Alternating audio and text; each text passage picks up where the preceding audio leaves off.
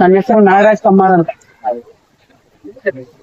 ಇವತ್ತಿನ ದಿವಸ ಶ್ರೀರಾಮ ನವಮಿ ಹಬ್ಬದ ಪ್ರಯುಕ್ತ ತುಮಕೂರು ಗಡಿ ಭಾಗ ಆದಂತ ನಿಯರೆಸ್ಟ್ ಇಲ್ಲಿ ಇರತಕ್ಕಂತ ಆಂಧ್ರ ಪ್ರದೇಶ ಅಂದ್ರೆ ನಮ್ಮ ಮಧುಗಿರಿ ತಾಲೂಕಿಗೆ ಹೊಂದ್ಕೋಕಂತ ಗಡಿ ಭಾಗ ಮಡಕ್ಸಿರಾ ತಾಲೂಕು ಸ್ವಲ್ಪ ಹತ್ರದಲ್ಲೇ ಇದೆ.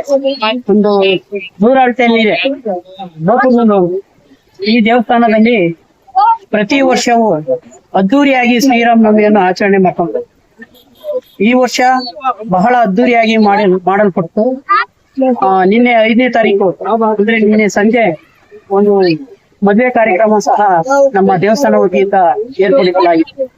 ಆ ವಧುವರರಿಗೆ ಮಾಂಗಲ್ಯ ಧಾರಣೆಯಿಂದ ಹಿಡಿದು ಕುಟುಂಬಿತು ಮತ್ತೆ ಬಟ್ಟೆಗಳನ್ನು ಕೊಡುವ ಮುಖಾಂತರ ನಮ್ಮ ದೇವಸ್ಥಾನದಲ್ಲಿ ಉಳ್ಕೊಂಡವರು ಎಲ್ಲರೂ ಸೇರಿ ಅದ್ದೂರಿಯಾಗಿ ಶ್ರೀರಾಮನವಮಿ ಸುಮಾರು 1,000ರಿಂದ 2,000 ಜನ ಬಂದು ಈ ದೇವಸ್ಥಾನದಲ್ಲಿ ಜಲ್ದಿ ಮಹೋತ್ಸವದಲ್ಲಿ ಪಾಲ್ಗೊಂಡು ಹಾಗೂ ಇಲ್ಲಿ ಲೋಕಲ್ ಲೀಡರ್ಗಳಾದಂತ ಸುಮಾರು ಜನ ಬಂದಿದ್ರು.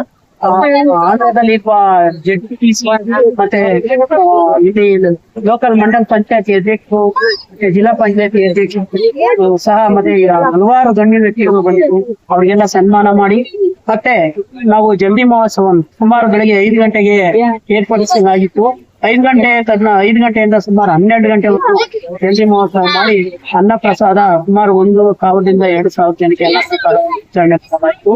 ಮತ್ತೆ ಇಲ್ಲಿ ಬಹಳ ಅದ್ಭುತವಾದ ದೇವರಿ ಶ್ರೀ ತಿಮ್ಮಪ್ಪ ಸ್ವಾಮಿ ಕಮ್ಮಾರು ತಿಮ್ಮಪ್ಪ ಸ್ವಾಮಿ ದೇವಸ್ಥಾನ ಅಂತಲೇ ಪ್ರಸಿದ್ಧಿ ಇದೆ. ಸುಮಾರು ಈ ಭಾಗದಲ್ಲಿ ಬುಡಕಟ್ಟು ಜನ ನಮ್ಮ ಕಮ್ಮಾರುಗೆ ಬುಡಕಟ್ಟು ಜನ ಎಲ್ಲ ಹರಿದು ಹಂಚೋಗಿದ್ದಾರೆ. ಮೈಸೂರು ರಾಜ್ಯ ಇದ್ದಾಗ ಇದು ಕರ್ನಾಟಕಕ್ಕೆ ಸೇರಿತ್ತು ಈ ಪ್ರದೇಶ. ಆ ಸಂದರ್ಭದಲ್ಲಿ ವಿಸ್ತರಣೆ ಆದಾಗ ಇದು ಆಂಧ್ರಕ್ಕೆ ಸೇರ್ತಾರೆ. ಹಾಗಾಗಿ ಎಲ್ಲ ಈ ಹೆಚ್ಚಿನ ಭಾಗದಲ್ಲೆಲ್ಲ ಕರ್ನಾಟಕದವರೇ ಈ ಪ್ರದೇಶಕ್ಕೆ ಬಂದು ಪೂಜೆ ಮಾಡ್ಕೊಂಡು ಹೋಗ್ತಾ ಇರ್ತಾರೆ. ಪ್ರತಿ ವರ್ಷ ಇದೊಂದು ದೊಡ್ಡ ಹಬ್ಬ ಅಂದ್ರೆ ಒಂದು ಜಾತ್ರೆ ತರ ಮಾಡ್ತಾರೆ ಈ ದೇವಸ್ಥಾನದಲ್ಲಿ. ಅದು ಅದ್ಭುತವಾಗಿರುತ್ತೆ. ಅದು ನೋಡಕ್ಕೆ ಕೊಂಡಿಸ್ಬೋದು ಅಷ್ಟೇ, ನೋಡಕ್ಕೆ ಅಷ್ಟು ಚೆನ್ನಾಗಿ ಅದ್ಭುತವಾದ ಒಂದು ದೇವ್ರ ಶಕ್ತಿ ಸಹ ಇದೆ. ಈ ಶಕ್ತಿ ಇಲ್ಲಿ ಪುರಾತನವಾದ ಒಂದು 500ರಿಂದ 800 ವರ್ಷ ದೇವಸ್ಥಾನಕ್ಕೆ ಪುರಾತನವಾದ ಒಂದು ಇತಿಹಾಸ ಇದೆ. ಇಲ್ಲಿ ಬಂದು ಸಿಡಿಬು ಅಂತ ಹೇಳ್ತಾರಲ್ಲ, ಅದನ್ನ ಇಸ್ಪು ಅಂತ ಹೇಳ್ತಾರೆ. ಆ ಇಸ್ಪಿಗೆ ದೇವಸ್ಥಾನದ ಭವನಾಸಿಯಲ್ಲಿ ನೀರ್ ಹಾಕ್ಬಿಟ್ಟೆ 4ರಿಂದ 3 ವಾರ ನೀರ್ ಹಾಕ್ಬಿಟ್ಟೆ ಅದು ಏನು ಕಾಣೋದಿಲ್ಲ. ಅಂತ ಅದ್ಭುತವಾದಂತ ಶಕ್ತಿ ಉಳ್ಳಂತ ದೇವಸ್ಥಾನ. ಇನ್ನೂ ಹಲವಾರು ಈಗ ಬೋರು ನೀರ್ ಸಿಕ್ಕುವಂತರು ಮಕ್ಳಿಂದವರು ಸುಮಾರು ಜನ ಬಂದು ಇಲ್ಲಿ ದೇವರು ಹೂವ ಕೇಳ್ಬಿಟ್ಟು ಹಿಂದೆ ನಮ್ ತಾತಿರ್ ಹೇಳ್ತಿದ್ರು ಗಣೆ ಊದಿದ್ರೆ ಮಳೆ ಬರ್ತಾಯಿತ್ತು. ಅಂತ ಅದ್ಭುತವಾದಂತ ಶಕ್ತಿ ಉಳ್ಳಂತ ದೇವಸ್ಥಾನ ಇದೆ. ಸೊ ಹಾಗಾಗಿ ಸುಮಾರು 1,000ರಿಂದ 2,000 ಜನ ಸೇರಿ ಇವತ್ತು ಹಬ್ಬದ ರೀತಿಯಲ್ಲಿ ಇಲ್ಲಿ ಆಚರಣೆ ಮಾಡಿ ಪ್ರಸಾದ ವಿನಿಯೋಗ ಮಾಡಿ ಎಲ್ಲಾರು ಸಂತೃಪ್ತಿಯಾಗಿ ಇನ್ನೇನು ಸಂಜೆ ಆಗಿದೆ. ಈಗ ಸುಮಾರು ಜನ ಇಲ್ಲಿಂದ ಬೇರೆ ಬೇರೆ ಭಾಗಕ್ಕೆ ತೆರಳಬೇಕಾಗಿರೋದ್ರಿಂದ ಈಗ ಅಲ್ಪ ಜನ ಕಾಣ್ತಾ ಇದೀವಿ. ಸೊ ಹಾಗಾಗಿ ಇಲ್ಲಿ ಒಳ್ಳೆ ದೇವರಿಗೆ ಈ ಮಹಿಮೆ ಮತ್ತೆ ಶಕ್ತಿ ಇದೆ ಅಂತ ನಾನ್ ಕೂಡ ಭಾವಿಸ್ತಾ ನನ್ನ ಮಾತಿಗೆ ವಿದಾಯ ಹೇಳ್ತೀನಿ. ಜೈ ಹಿಂದ್ ಜೈ ಕರ್ನಾಟಕ.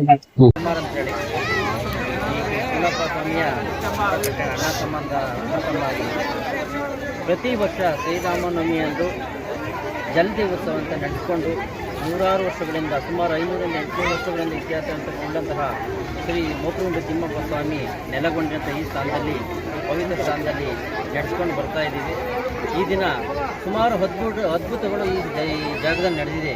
ಆ ಅದ್ಭುತ ನಡೆಯೋದ್ರಿಂದಲೇ ಇವತ್ತು ಇಷ್ಟು ಜನ ಸೇರಿ ಇವತ್ತು ವಂಶ ಬೆಳೀತಾ ಇವತ್ತು 1,200 ಮನೆಗಳು ಆಗಿ ಇನ್ನೂ ಹೆಚ್ಚೆಚ್ಚು ಮನೆಗಳ ಬೆಳೀತಾ ಇನ್ನೂ ಉತ್ತುಂಗಕ್ಕೆ ಹೋಗ್ತಾ ಇದೆ. ಈ ಒಂದು ಉತ್ತುಂಗಕ್ಕೆ ಹೋಗೋ ಕಾರಣ ಈ ತಿಮ್ಮಪ್ಪ ಸ್ವಾಮಿ ಇರ್ತಕ್ಕಂತಹ ದೈವಶಕ್ತಿ, ಧಾರ್ಮಿಕ ಶಕ್ತಿ ಇಲ್ಲಿ ನೆಲೆಯೂರಿದೆ. ಇದು ಪುರಾತನ ಕಾಲದಲ್ಲಿ ಬಹಳ ಮಹತ್ತರವಾದ ದೇವಸ್ಥಾನವಾಗಿದ್ದು ಇಂದಿನ ಆಧುನಿಕ ಯುಗದಲ್ಲೂ ಕೂಡ ಇವತ್ತು ಈಗಲೂ ಕೂಡ ಅದೇ ಉತ್ಸಾಹದಲ್ಲಿ ಜನರು ಬರ್ತಾ ಇದ್ದಾರೆ. ಅದೇ ರೀತಿ ಇಲ್ಲೆಲ್ಲ ಕೆಲಸ ಕಾರ್ಯಗಳು, ಕಲ್ಯಾಣ ಕಾರ್ಯಗಳು, ಈ ಒಂದು ನಾಮಕರಣ ಇರ್ಬೋದು, ತಲೆಮಂಡೆ ಇರ್ಬೋದು, ಹಲವಾರು ಕಾರ್ಯಕ್ರಮಗಳು ಶ್ರೇಷ್ಠವಾದ ಜಾಗದಲ್ಲಿ ಎಲ್ಲರೂ ಉತ್ಸುಕರಾಗಿ ಎಲ್ಲ ಅಣ್ಣ ತಮ್ಮಂದಿರು ಬಂದು ಇಲ್ಲಿ ಕೆಲಸ ಕಾರ್ಯ ನಡೆಸ್ಕೊಂಡು ಹೋಗಿದ್ದಾರೆ. ಹಾಗೆ ಕೂಡ ಚೆನ್ನಾಗೂ ಇದ್ದಾರೆ, ಚೆನ್ನಾಗಿ ವಂಶಗಳು ಬೆಳೀತಾ ಇದ್ದಾರೆ. ಸುಮಾರು ದೇವರುಗಳು ಕೂಡ ಇಲ್ಲದ ಶಕ್ತಿ ದೇವರಿಗೆ ಬಂದಿದೆ. ಹಾಗಾಗಿ ಇಂದಿನೂ ಕೂಡ ನಡೆಸ್ಕೊಂಡು ಹೋಗ್ತಾ ಇದ್ದೀವಿ. ಅದೇ ರೀತಿಯಲ್ಲಿ ಮುಂದಿನ ದಿನಗಳಲ್ಲಿ ಈ ದೇವರ ಶಕ್ತಿಯಿಂದ ಅಭಿವೃದ್ಧಿ ಪಡಿಸ್ಕೊಂಡು ಹೋಗ್ತಾ ಅದೇ ರೀತಿ ನಮ್ಮ ಕಮ್ಮಾರ ಸಮುದಾಯದ ಒಂದು ಒಂದು ಒಂದು ಜಯಂತಿನೂ ಕೂಡ ಮಾಡ್ತಾ ಇದ್ದೀವಿ. ನಿಜ ಶರಣ ಮಹಾಶರಣ ಕಮ್ಮಾರ ಕಲ್ಯಾಣವರದು ಪ್ರತಿ ವರ್ಷ ಜನವರಿ 19 ಆಚರಣೆಗೆ ಗುಡಿ ನಮ್ಮ ಕಮ್ಮಾರ ಸಮುದಾಯ ಎಲ್ಲರೂ ಸೇರಿ ಆಚರಣೆಗೆ ತಂದಿದ್ದು, ಅದರ ಮುಖೇನ ಈ ಒಂದು ಸಂಘಟನೆ ಮಾಡುವ ಮುಖೇನ ನಮ್ಮ ಸಮುದಾಯವನ್ನು ಶೈಕ್ಷಣಿಕವಾಗಿ, ಆರ್ಥಿಕವಾಗಿ, ಸಾಮಾಜಿಕವಾಗಿ, ಧಾರ್ಮಿಕವಾಗಿ ಬೆಳೀತಾ ಬಂದಿರತಕ್ಕಂಥ ಒಂದು ಸ್ಥಳವಾಗಿದೆ. ಒಂದು ಪವಿತ್ರ ಸ್ಥಳನ ಅಂತ ಹೇಳೋಕ್ಕೆ ಬಯಸ್ತಾ ಇದ್ದೀನಿ. ಜೈ ಹಿಂದ್, ಜೈ ಕರ್ನಾಟಕ. ಸುಮಾರು ನಮ್ಮ ತಾತ ಮುತ್ತಾತರು ಸುಮಾರು ಇದು ಮೂಲ ಬಂಕಲ್ಪೇಟೆಯಿಂದ ನಮಗೆ ಕೊಲ್ಮೆಯಲ್ಲಿ ಈ ದೇವರು ಉದ್ಭವ ಆಗಿದೆ ಅಂತ ಹೇಳಿ ನಮ್ಮ ಪ್ರತೀತಿ ಇದೆ. ನಮ್ಮ ತಾತ ಮುತ್ತಾತರು ಅದೇ ಹೇಳಿದ್ದಾರೆ. ಮೂಲ ಅಲ್ಲಿಂದ ಬಂದು ಪಾವಡಕ್ಕೆ ಬಂದಿದ್ದಾರೆ. ಮಧ್ಯ ಮಾರ್ಗದಲ್ಲಿ ಹುಣಸೆಮರ ಹತ್ರ ಬಂದು ಬೀಡ್ಬಿಟ್ಟಾಗ ಕತ್ಲಾಯಿತು, ಇನ್ಯಾಕೆ ಇಲ್ಲೇ ಇರೋಣ ಅಂತ ಮಕ್ಕಳು ಕರ್ಕೊಂಡು ಬರ್ಬೇಕಾದ್ರೆ ಅಲ್ಲಿ ಹುಣಸೆಮರ ಹತ್ರ ಇದ್ದಂತೆ. ಅಷ್ಟೊತ್ತಿಗೆ ಎಲ್ಲ ಬೆಳಕಾಗ್ಬಿಡ್ತಂತೆ. ಯಾಕೋ ನಿಮ್ಮ ಜೊತೆ ನಾನು ಇದ್ನಲ್ವ ಅಂತ ಹೇಳಿ ಬೆಳಕು ಪ್ರತ್ಯಕ್ಷ ಆಯ್ತಂತೆ. ಅವಾಗ ಇವ್ರಿಗೆ ಆಶ್ಚರ್ಯ ಆಗ್ತೈತೆ. ಯಾರು ನಾನು ಕಡೆ ಚಿನ್ನಪ್ಪ, ನೀನು ಹೊಂದಿದ್ದೀನಿ, ನಿಮ್ಮ ಜೊತೆನೇ ಇದ್ದೀನಿ ಅಂತ ಹೇಳಿದಂತೆ. ಸರಿ ಅಂತ ಹೇಳ್ಬಿಟ್ಟು ಅಲ್ಲಿಂದ ಬಂದ್ಬಿಟ್ಟು ಎಷ್ಟು ಮುಂದೆ ಅಲ್ಲೊಂದು 2-3 ಕಾಲಗಳು ಬಂದ್ಬಿಟ್ಟು ಎಷ್ಟು ಮುಂದೆ ಪಾವಡಕ್ಕೆ ಬಂದ್ಬಿಟ್ಟು ಪಾವಡದಲ್ಲಿ ಬಂದು ಅಲ್ಲಿನೂ ಸಮೇತ ಜೊತೆಯಲ್ಲಿ ಬರ್ಬೇಕಾದ್ರೆ ತಿಮ್ಮಪ್ಪ ಜೊತೆಗೆ ಮಾರಮ್ಮ ಎರಡು ಜೊತೆಯಾಗಿ ಬಂದಿರ್ತಂಥ ದೇವರು ಅಂತ ಹಿಂದಿನ ತಾತ ಮುತ್ತಾತರು ಹೇಳಿದ್ದಾರೆ. ಅಲ್ಲಿ ಬಂದು ಪಾವಡದಲ್ಲಿ ಸಹ ಕೊಲ್ಮೆ ಇಟ್ಟಿದ್ದಾರೆ. ಆ ಬೆಟ್ಟದ ಹತ್ರ ಹೋದ್ರೆ ಇವತ್ತು ಸುಮಾರು ನೋಡ್ಗಟ್ಟಲೆ ಕಿತ್ತ ಇದೆ. ಇವತ್ತು ಉದಾಹರಣೆ ಆಗೋದು ನೋಡ್ಬೋದು. ಅಲ್ಲಿ ಸಮೇತ ನೆಲೆಯಾಗಿ ಅಲ್ಲಿಂದ ನೆಲೆಯಾಗೊಂಡು ಎಷ್ಟು ಇಲ್ಲಿ ಮೇಲ್ಗೇನಹಳ್ಳಿಗೆ ಬಂದು ಅಲ್ಲಿನೂ ಅಷ್ಟೇ ಮಾರಮ್ಮ ದೇವರು ಅಲ್ಲಿ ನೆಲೆಗೊಂಡು ಅಲ್ಲಿ ಬಂದು ಅಲ್ಲೇ ಕೆಲವರು ಕೊಂಡ್ಬಿಟ್ಟು ಅಲ್ಲಿ ಒಂದು ಕೆಲಸ ಕಾರ್ಯಗಳನ್ನು ಮುಗಿಸ್ಕೊಂಡು ಆಮೇಲೆ ಕೊನೆಗೆ ಬಂದು ಇಲ್ಲಿ ನಮ್ಮ ಮೋಪಗುಂಡಿಗೆ ಬಂದುಬಿಟ್ಟು ಮಾರಮ್ಮ ನಮ್ಮ ತಿಮ್ಮಪ್ಪ ಎರಡು ಬಂದು ನೆಲೆಯಾಗಿದೆ ಅಂತಂದೇಳಿ ಮೋಪಗುಂಡಿಗೆ ಬಂದು ನೆಲೆಯಾಗಿದೆ ಅಂತೇಳಿ ನಮ್ಮ ತಾತ ಮುತ್ತ ಅಂತ ಹೇಳಿದ್ದಾರೆ. ಅವತ್ತು ಕಾಲದಲ್ಲಿ ದೊಡ್ಡ ದೇವರು ಮಾಡ್ಕೊಂಡು ಬಂದಿದ್ದಾರೆ. 5 ವರ್ಷ ಜಲ್ದಿ ಅಂತಂದರೆ ಸಿಂಪಲ್ ಆಗಿ ಜನರು ಹೆಚ್ಚಿಗೆ 5 ಜನ ತಾತಂದಿರು ಇಲ್ಲಿರೋದ್ರಿಂದ ಅವತ್ತಿಂದ ಹಿರಿಯ ಮಗನಿಗೆ ಪೂಜಾಕ್ಕೆ ಕೊಟ್ಟಿದ್ದಾರೆ, 2ನೇ ಮಗನಿಗೆ ಭೋಗ್ಯ ಕೊಟ್ಟಿದ್ದಾರೆ, 3ನೇ ಮಗನಿಗೆ ಯಜಮಾನಿಕೆ ಕೊಟ್ಟಿದ್ದಾರೆ, 4ನೇ ಮಗನಿಗೆ ಕೋಲ್ಕಾರ ಪಟ್ಟ ಕೊಟ್ಟಿದ್ದಾರೆ, 5ನೇ ಮಗನಿಗೆ ಕೋಲ್ಕಾರ ಪಟ್ಟ ಕೊಟ್ಟಿದ್ದಾರೆ ಅಂತ ಹೇಳ್ಬಿಟ್ಟು ನಮ್ಮ ತಾತನು ಅದೇ ವಂಶ ಇವತ್ತು 5 ಜನಕ್ಕೆ 5,000ನೇ ಇನ್ನೂ ಹೆಚ್ಚಿನ ಜನ ಬೆಳೆದಿದೆ ಅಂತಂದೇಳಿ ನಾನಾಗಿ ಭಾವಿಸ್ತೀನಿ. ನಾವು ಸಮೀಕ್ಷೆ ಮಾಡಿದ್ದೀವಿ. ಇಲ್ಲಿ 2010ರಲ್ಲಿ ನಾವು ಅದನ್ನು ಲೋಕಲ್ ಪ್ರತಿಭೆ ಮಾಡಿದಾಗ ಸುಮಾರು ಜನ ನಮ್ಮಂಥ ಇಲ್ಲಿ ಕಮ್ಮಾರು ಕೆಲಸ ಮಾಡೋದಕ್ಕೆ ಎಷ್ಟೋ ಜನ ದೇವಸ್ಥಾನ ಕಟ್ಟಬೇಕಂತ ಪ್ರಯತ್ನ ಪಟ್ಟಿದ್ರೆ ಈ ಭಾಗದಲ್ಲಿ ಏನಿದೆ ಅಕ್ಕಪಕ್ಕ ಇವತ್ತು ಇಷ್ಟೊಂದು ಪ್ರದೇಶ ಕಾಣಿದೆ. ಅದು ಮೊದಲು ಅಕ್ಕಪಕ್ಕ ಸುಮಾರು 8ರಿಂದ 10-12 ಮನೆಗಳು ಇಲ್ಲಿ ಅಕ್ಕಪಕ್ಕ ಈ ಜಾಗದಲ್ಲಿ ನೆಲೆಸಿದ್ವು.